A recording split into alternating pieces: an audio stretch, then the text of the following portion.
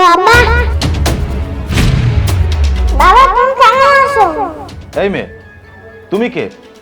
আমাকে কেন বাবা বলে ডাকছো? কামরুল, এটা তুমি কি বলছো? এটা তোমার মেয়ে। তুমি একটিবার তাকিয়ে দেখো। কি সব আজে বাজে কথা বলছো? আমি কাউকে চিনি না। নিজের স্ত্রীকে তো ভুলেই গেছো, এখন নিজের মেয়েকেও অস্বীকার করবে? কামরুল, উনি এসব কি বলছেন? বিশ্বাস করো জুলিয়েট, আমি এদেরকে কখনো দেখিনি। মিথ্যা বলতে তোমার একটুও লজ্জা করছে না? বাবা আমি কি তোমার মেয়ে না? মেয়েটা দেখি স্যারকে বাবা বলছে। তাহলে কি স্যার আমাদের কাছে কিছু লুকিয়েছে? এই, এদের এক্ষুনি অফিস থেকে বের করে দাও। কেমন তো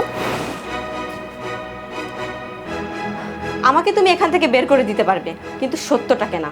আজ সবাই জানবে তুমি ঠিক কেমন মানুষ। কামরুল, সত্যটা কি? মেয়েটা তোমাকে বাবা বলছে কেন? আরে জুলিয়েট, তুমি এদের কথা বিশ্বাস করো না। এরা টাকার জন্য নাটক করছে। টাকার জন্য না, নিজের অধিকার আর নিজের মেয়ের বাবার খোঁজে এসেছি। চুপ, একদম চুপ। আমার নাম নিয়ে একটা কথা বলবে না। বিয়ের সময় তো খুব বলেছিলে সারা জীবন পাশে থাকবে, আর আজ এই কয়টা মানুষের সামনে আমাকে অস্বীকার করছো। তাহলে কি সত্যি স্যারের স্ত্রী? হ্যাঁ, ব্যাপারটা তো খুব সিরিয়াস। কামরুল, তুমি তো বলেছিলে তুমি আনম্যারিড, তাহলে এই লোকটা কে? বিশ্বাস করো, আমি কিছুই জানি না। সবকিছু মিথ্যা, সাজানো নাটক। বাবা এরকম করছে কেন মা? তুই চিন্তা করিস না মা, সত্য একদিন সবাই জানবে। কি ব্যাপার, এখনো দাঁড়িয়ে আছো কেন?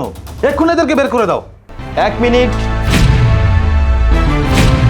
বিষয়টা পুরোপুরি পরিষ্কার না হওয়া পর্যন্ত অফিস থেকে কেউ বের হবে না। কামরুল, আমি এখান থেকে সত্যটা না জানা পর্যন্ত কোথাও যাব না। তোমাকে আমি শেষবারের মতো জিজ্ঞাসা করছি, সত্যটা কি? আমি যা বলেছি সেটাই সত্য। তাই না?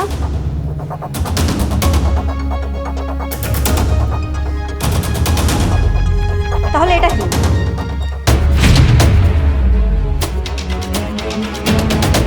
আজ সবাই দেখুক। আরে আরে এটা তো তুমি। স্যার, এটা তো সত্যি আপনার বিয়ের ছবি। তাহলে কি স্যার উনি আপনার সত্যিই স্ত্রী? আরে তোমরা সব কি বলছো? এগুলো সব নকল, আমাকে ফাঁসানোর চেষ্টা করা হচ্ছে। ছবি নকল হতে পারে, কিন্তু সত্য কখনো নকল হয় না। তুমি আমাকে ঠকিয়েছো কামরুল। তুমি বিবাহিত আর তুমি আমাকে কিছুই বলনি। জুলিয়েট প্লিজ আমার কথাটা শোনো। আর একটি কথাও না, সত্যটা আমি নিজের চোখে দেখেছি। তুমি শুধু আমাকেই ঠকাওনি, তুমি তোমার স্ত্রী, বাচ্চা সবাইকে ঠকিয়েছো। এমন মানুষ তো আমি আমার জীবনে চাই না। আজ এই মুহূর্ত থেকে তোমার সাথে আমার সমস্ত সম্পর্ক শেষ। জুলিয়েট প্লিজ আমাকে ছেড়ে যেও না। যে নিজের পরিবারকে অস্বীকার করে সে অন্য কাউকে সত্যিকারে ভালোবাসতেই পারে না।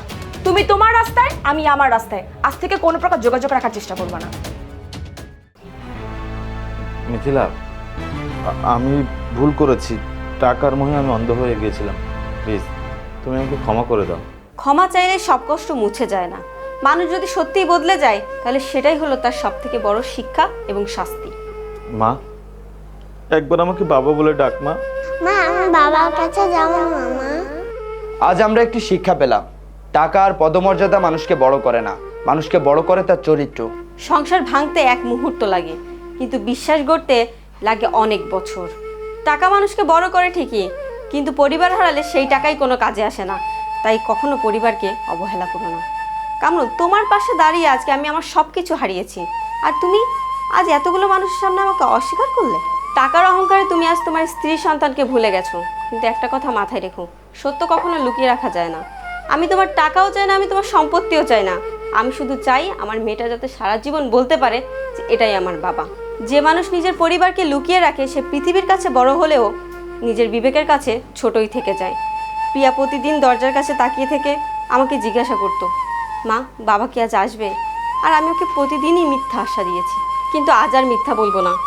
আমি আজ এখানে ভিক্ষা চাইতে আসিনি, আমি এসেছি সত্যকে সবার সামনে দাঁড় করাতে। আমার কাজ শেষ। মা চল।